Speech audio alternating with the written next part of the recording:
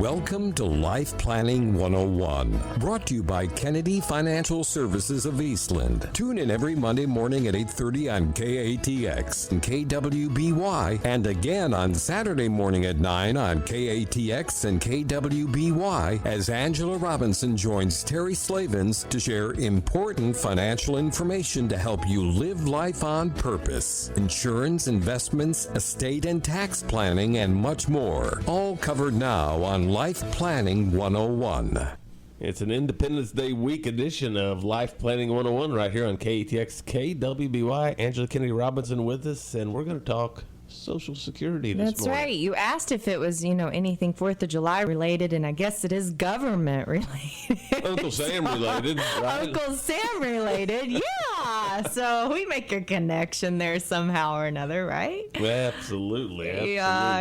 A very important topic, though. It is. I mean, you've got, 10,000 baby boomers a day that are turning 62 years old and wondering, should I take my benefits? And I tell you, probably one of the most common calls we get, no matter how much planning and we put out before people, is, okay, I'm 62. Do I need to take my benefits now? And so, it got me to thinking, I wonder how many people actually do take their benefits at 62, because, full retirement age for Social Security is actually 66 right now. It fluctuates. It used to be set in stone. 62 was early. That's right. 65 was full. Yep. And now it's gone to 66. Then it goes to 66 in the next month. Then it goes to, 67. By the time you and I retire, we'll be in our 80s. That's right. That's exactly right. And then they're going to make some changes. That's inevitable. But the system as is right now, I found some interesting stats from 2016, which wasn't that long ago, and that's when Social Security was still 66 was full retirement age. So at that time, 56% of men and 62% of women took their Social Security before full retirement age in 2016. Okay, now that's a massive percentage. If you really think about it, that's more than half of all the baby boomers that are taking that. So you're telling me more than half of the baby boomers are not working? Probably not the case at all. Probably not the case. No, and if other statistics like marriage, work, because we are seeing people, okay, and I did my first plan a couple weeks ago. The couple's 65 years old. We want to retire in 10 years. 75.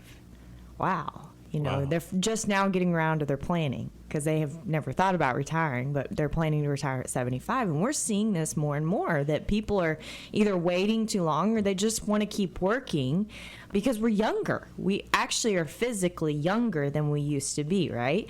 So that work is going longer. And then you have the longevity on top of that. And, if all that's correct, right? If all those other statistics are correct, most of these early takers are actually going to lose out in the long run, believe it or not. And that's a tough one to swallow. And I have a little story to kind of start us off. I guess it was probably 4 or 5 years ago. We had a client pass away, dear friend of ours. Enjoyed the heck out of him. And he had battled with some dementia and cancer and about everything you can possibly imagine, and put his wife through the reamer, and she had breast cancer during the midst of all this too. And it was horrible. And before we knew it, she had started taking her Social Security at 62 right away, and didn't even call us, didn't even ask, nothing. She just said, well, I don't plan to live very long, so I'm taking my Social Security at 62, right? Well, she has been a homemaker her whole life. And so her benefit was half of her husband's benefit, right? So it was not the her own full benefit that she could enjoy. And she just had counted on, when he passes, I'll be able to step up and get his full benefit. Well, wrong. He did pass away. And because she took hers early, and this is a little known fact, she was penalized on his amount. O is right. And it's at a rate of 8% a year. Okay. So between 62 and 66, that's 4 years. That's 32% penalty. 32% penalty. A third of it. Yeah, exactly. So if you think about, if you had a $1,000 benefit, That's going to go down, what is, oh my gosh, you're going to test my math. $680. Yeah, see, $680. A $1,000 benefit now just went to $680. A $2,000 benefit now just went to $1,360, right? Right. Think about that. That's huge. It was huge, and she was devastated by it. She did not realize, she did not know, oh my gosh, why did I do this early? And I really think this could be an epidemic of financial tightening in the baby boomers. Right. We always talk about what could be that next bubble, what could be the problem that we're going to have with our economy. Well, you think about the two major spending groups in this country, the baby boomers and the millennials, right? And let's just imagine that you tighten all of the baby boomer spending by not just losing one Social Security check, losing more than one Social Security check. A Social Security check and a third of another one. That's right. How is that going to feel on the pocketbooks of those baby boomers? What's that going to do? Right. As an exponential effect, right? And that's huge, and we don't think about those things. So, today's topic, what I thought we'd do is just, when should I take Social Security? Because I think this is the question that everybody has on their mind. And trust me, I know you've already got in your head all these excuses of why you need to take Social Security early. We're going to talk about all those today. And we're going to go through them because I've heard them. And it's good to know what you're actually facing, because there is not a risk in any decision that you choose. And you have to realize that. And that's fine if you want to take that risk. But don't you want to know what they are before you actually just pull the trigger? Yes, right. Absolutely. Right here when we come back on Life Planning 101. Segment 2 of Life Planning 101, talking about when you should take your Social Security. Yeah, isn't that the $1 million question, right? Well, if you give me the time of death that, is going to happen. That's too many variables. Yes, it is. It's a variables, right? And I think, that's why I always think of that movie with Jerry Maguire, Show Me the Money. People turn 62, and that's the first thought in their head: show me the money. I got to have the money, because if I don't have the money, one of two things is going to happen. I'm going to die, and I'm not going to get to take advantage of Social Security, and I've paid into that dang system for how many years, and I better be able to get something out of it. How many of us have that attitude, Absolutely. right? Or the government. What are they going to do? We all know that the government's bankrupt. We all know that there's major issues in Washington, D.C., and it's no secret that Social Security and Medicare are both at risk of running out of money, and they got to do something. So what are they going to do, right? And I think these are looming thoughts in everybody's head, and I do believe that's why people, take it, okay? That 56% of men and 62% of women in 2016 that filed early, didn't even wait till their full retirement age to get their Social Security check. So what about those things? Well, we're going to talk about those things, but I want you to first consider some other things, because we may look at those two fears and they fear us into taking an action, right? Right. But is it necessarily the right thing, right? And we just talked about before the break about a story about a lady that we actually witnessed not even get her husband's full retirement check because she took her benefits early. And that's often an issue that we see. I've dealt with two this year that we're struggling with, and they want the extra cash flow. They're saying, okay, well, I really want to go do this, or I really want to go do this. Why can't I just take my benefits early? And both of them were homemakers, not a big deal. It's not that much, right? It's not that much. Well, the problem is, husband dies, then we're really in trouble. Then we've really tightened cash flow. So you better make sure that your financial plan can support that, because not only have you not by the way, okay, if you take yours at 62, you're really only getting about a little over 30% of your spouse's benefit if you file on theirs, right? Not half, okay, because you're discounted 8% a year. So that's 4 years, 32%, right? And then, so if you think 32% discount on 50%, that's a pretty big percentage, right? Okay. Secondly, just like we talked about before the break, your spouse dies, you think you get their check. Wrong. 32% less than what their check is. So, that's devastating in itself, okay? The other thing to think about is when Social Security, when was that? November 15, 2015, I think, when they changed laws on us overnight. Remember, we were able to do all these fun little strategies and maximize your Social Security, and we talked about it on the radio shows several times because it's fun, right? There was ways to just get more money out of the system. They closed a bunch of those loopholes. Well, there's still one basically open for those people that were born before January 2nd, 1954. So they're not even full retirement age yet. Think about that. Right. Okay. So these people, if you're born before that date, then you can still file restricted on your spouse. You can still do some of these loopholes to maximize that Social Security check. So don't just take it thinking that's the only option that I have. There's other options that you can do to be able to maximize your Social Security. You know, one of them is file restricted on your spouse and then let your benefit accrue. And then when you turn it over to yours, boom, you get that 8% step up each year. Yeah, it's pretty big, right? That's huge. So 8%. That's exactly right. If you're divorced, definitely do some planning. Lots of people think, well, I'm single, what does it matter? No. In fact, lady right now we're working with, her parents have been clients of ours since the early 90s, and we're having the pleasure of being able to do her plan. And apparently her and her ex-husband are not on great relations, and so we're asking all this information on her ex-husband. I told you I don't want to do anything with him, Well, I'm sorry, but if his benefit is twice your benefit with Social Security, we may want to be able to do some planning. And you can, because they left a lot of loopholes open for divorcees, for widows as well. So, make sure that you know what your options are before you just go and file, because you may be losing out on a lot of money when it comes to that. Number 2 is Uncle Sam. All right, here we are, 4th of July week. Okay, so here we go. I'll give you some 4th of July. Yeah, there you go. And by Uncle Sam, I mean the IRS, right? Yes. Okay, so with your Social Security, if you take it early and you're still working, you get penalized for earning so much money. They can actually take 50 cents of every dollar that you earn over a certain amount. And it's not much. I didn't bring it with me, but it's like 13 grand is all you can earn in 1 year. Okay. So you're telling me that 56% of men and 62% of women that are baby boomers are not earning that? Right. Under 66 years old? Absolutely not. I seriously doubt that, right? So I bet they had a very nasty little surprise when it came tax time, right?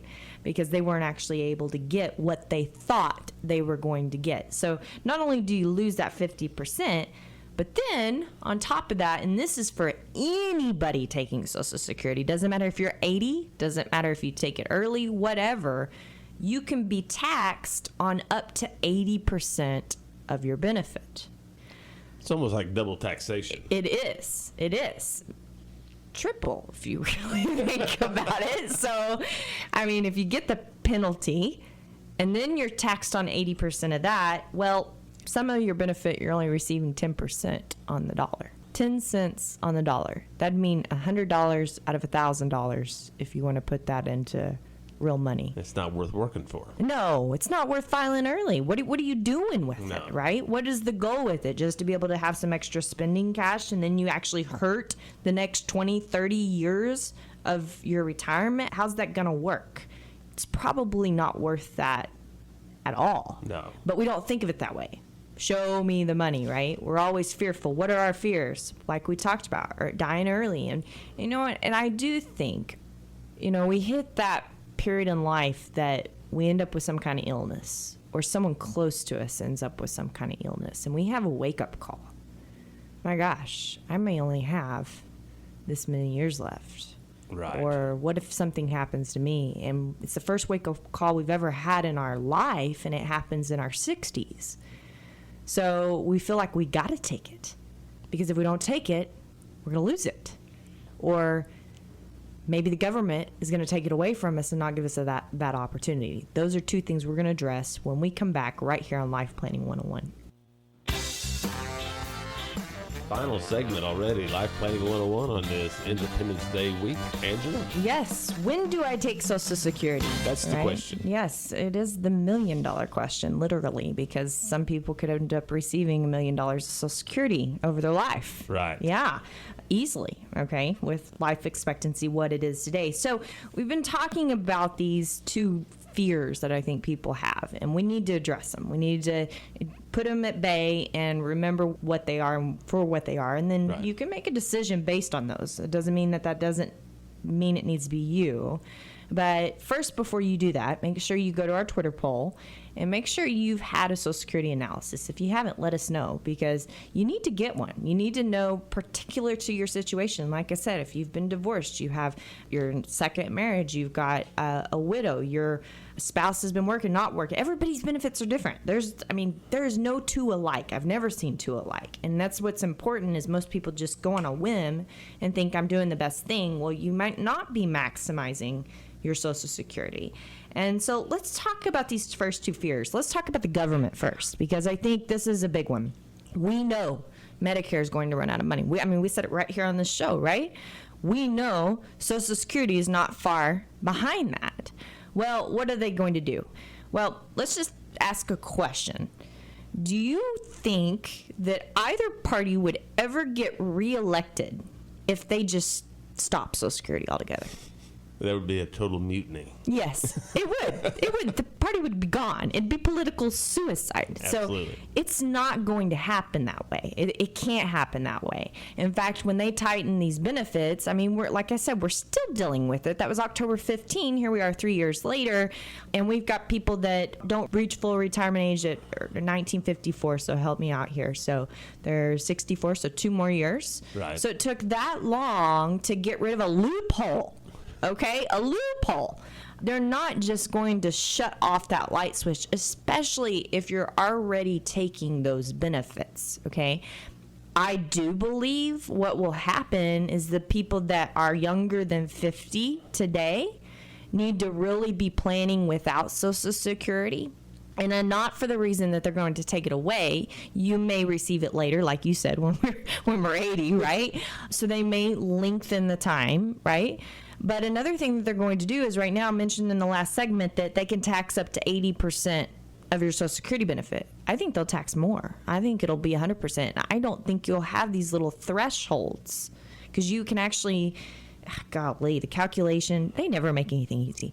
The calculation to figure out how much of your Social Security is taxable, there's nothing else like it in the tax code. You have to do this special little equation that takes special little time just to figure out how much of your Social Security is going to be taxed. It's ridiculous. No wonder accountants have software, okay? This is exactly right. So I think that'll go away. I think they'll just tax it like all the rest of your income. Just ordinary income. So they're going to tax it back away for you to pay for it, So I do believe that's what we're going to have happen. So does that mean that you should it warrant you filing for your benefits early just for that? Absolutely not. Okay. Now, let's address this other thing, death. And it's not a fun thing to address. And no one likes to talk about it. And no matter what I say, if you think you're going to die in the next 2 years, then you're going to think you're going to die in the next 2 years, and you're going to do what you're going to do, right? But I do want you to think about healthcare systems, and I do want you to think about technology, and I want you to think about where we are today compared to your parents, okay? How long did your parents live? You're probably going to live longer than they did by 5 to 10 years. Yeah, well, yeah, Terry, you might. Woo, I don't know if I can do radio shows that long. Okay, so, but the reality is that you are probably going to live longer than your parents did. If your parents died of heart conditions, my gosh, you can get life insurance on someone that had a heart attack 5 years ago now. Life insurance. Think about that. It used to be once you had a heart attack, you were done. That is exactly right. 20 years ago. Cancer. Doesn't matter. It depends on the type of cancer and the degree of cancer. You can get life insurance. Hello? That means that they're fixing these things that used to not be fixable. Right. Okay, so doesn't mean you're going to have necessarily a quality of life if you don't take care of yourself. But you're probably going to live longer. Then you can look it up, Google it. What's my life expectancy? There's some great websites out there to go to and look at. And one of the first questions they ask if you're married. And we talk about this all the time, that it's going to be nothing for you to live into your 80s. Nothing. Late 80s. Okay? And just so you know, I pulled this up on a little single person this morning, and I was reading. They had a little, one of those things on a Social Security benefit that, this is Colleen, it's an example. She's 62 years old. And at 62, if she took her benefits, she could get $1,467. If she waited to full retirement age, which is 66 and 4 months for her, she'd get $2,000. If she waited to 70, she'd get $2,587. So between 62 and 70, her benefit increased 76%. Okay. Now, I kind of live in the investment world. That's pretty good. I'm just saying. Okay. So, especially when it's guaranteed by the government. Yeah, pretty good deal. All right. And then if she lives to age 89, which is her life expectancy, guess what? Her benefits are going to be higher by 24% compared to those, her total benefit, compared to those that she claimed at 62. Another 1/4 over. That's a lot. That's a lot of money. That is a lot of money. I mean, especially when you're talking about $2,500 a month. Okay, that's huge amounts of money. So, don't just take it on a whim that this is what needs to happen, right? So what are your odds? Here's the deal. Potentially hurting your spouse versus being taxed more in the future. So government taxing you more or hurting your spouse, which one is worth it? You ask yourself, right? Or receiving only 10% of your benefit versus being taxed more in the future, right? And then, we've yet to run an analysis, by the way, where when we do the taxes on it, that it actually makes more sense not to pay more taxes in the future, because you can always do planning. You can always do tax planning. You can get around that, right?